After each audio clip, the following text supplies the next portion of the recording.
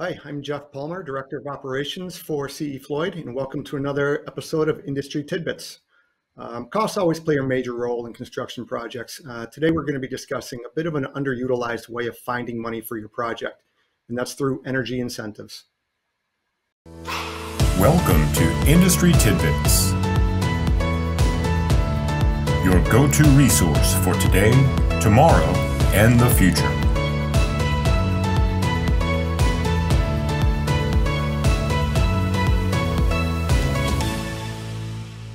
Joining us today is Charlie Benzyk. Charlie is a principal consultant at Energy Lifecycle Management Consulting. E.L.M. Consulting strives to provide clients with the highest value efficiency and sustainability projects by leveraging education, knowledge of how efficiency technologies work together, and of course, energy or utility incentives. Charlie, thanks for joining us today. Thanks for having me, Jeff. I'm excited to be here. So, Charlie, nowadays, a lot of business owners are looking for ways to be more sustainable, and obviously energy efficiency is a big part of that. However, oftentimes when you think of energy efficient products and equipment, you think of dollar signs. Is that true, or is it a bit of a misconception? I think that you touched on a good question and a bit of a misconception.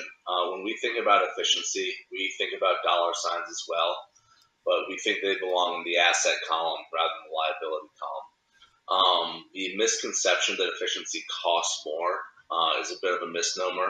Utility incentives are meant to cover the incremental cost of the added efficiency, and then for the entire lifetime of the equipment installed, the lower operating costs actually pay you back. So we encourage our clients to think about how much efficiency is going to pay them over the next 10 to 20 years. So, Charlie, if you look at kind of performing some of this analysis, when is the most optimal time for you to get engaged in a project? Right. For new construction projects, the maximum incentives are available if you are engaged with the utility during the schematic design phase. That's when it's least costly to make updates to the building's design from a mechanical or an envelope perspective. A good example is we worked on a zero net energy ready warehouse in Monroe, Connecticut. Eversource fully funded a design charrette where all the stakeholders were at the table, which resulted in an EUI report showing a more efficient building and how it could be built.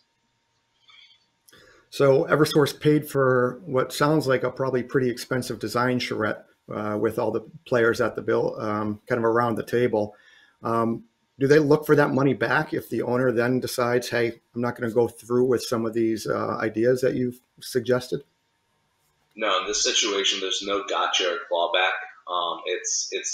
It's money well deployed to educate the marketplace and to get us building professionals to do a little bit better on each project. Obviously, they want to see buildings be as efficient as possible, but no, the design charrette is meant to bring everyone together and move forward with the best plan possible. Oh, that's great. Are these incentives available for existing renovations as well? Yes. So new construction and major gut renovations are considered in the same program, and those incentives are based upon code, not what's existing. How about just energy retrofits to existing buildings that aren't undergoing major renovations? Yeah, so I think that's something a lot of people are probably familiar with. Existing buildings can benefit a lot from efficiency projects. A major one that you see are upgrading lighting to LED technology. A standard lighting project can receive up to 25% of the total project cost back from the utility. We really look to bundle multiple measures into an efficiency project, what's called a comprehensive project. And you can see projects get up to 65% of the project cost incentivized by the utility. And Charlie, at one point we were talking, you had mentioned that time is running out on some of these incentives. Is that still the case? Yes. So Eversource in Connecticut and Mass get their incentive money in 3-year tranches. We're currently in the first year of the current 3-year period. After this period, I wouldn't expect end users to expect any incentives for lighting unless an advanced lighting control system is also being implemented. Additionally, incentives can be shifted early to more future-looking programs such as electrification of our buildings and vehicles, heat pumps. Lighting programs could prematurely be throttled back to allow for those other programs. So, Charlie, what happens if there's just a flat-out lack of capital, but you still want to make some kind of a retrofit work to be more efficient? The utilities in our area have done a great job of removing all hurdles. There's on-bill financing and other financing options available where people can have the full project cost of a retrofit paid for, and then the future savings pay back the utility at 0% interest. It's not a bad deal. Nope. So one last question for you, Charlie. Historically, until very recently anyway, a lot of our owners and design teams have worked directly with the power company to work out these incentives. What can a consultant such as yourself bring to the table to add value to the project team? Oh, that's a good question. Thanks, Jeff. I think while not quite as complicated, I liken it to why you'd have someone help you with your taxes. You can muddle through it yourself.